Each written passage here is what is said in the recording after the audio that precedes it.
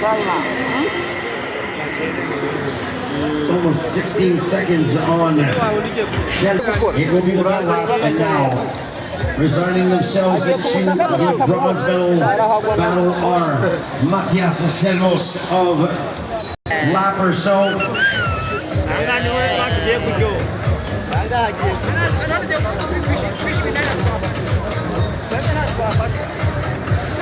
well, can you feel the swelling love? Well, this man sure can. He's going to join us for the next to last time. His penultimate climb up this hill. The hill, Brian, that has become the identity, the game changer of the UCI Road World Championships Kigali 2025 for all other races. But today, the game changers were Mont Kigali and the Muro de Kigali. You're Rwandan.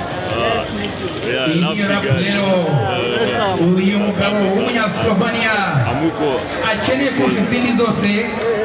How do you say thank you? Murakoze cyane.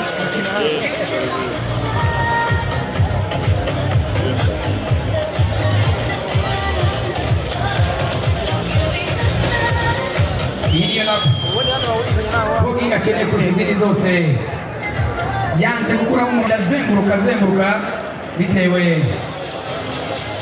n'aho abona inzira nziza.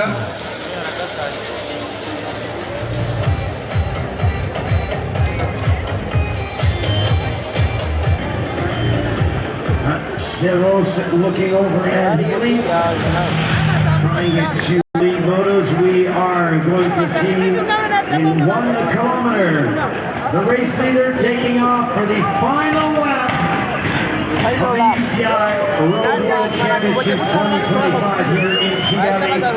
What a week it has been, and it is going to end with a bang. So let's get ready, Kigali. Here comes our race leader.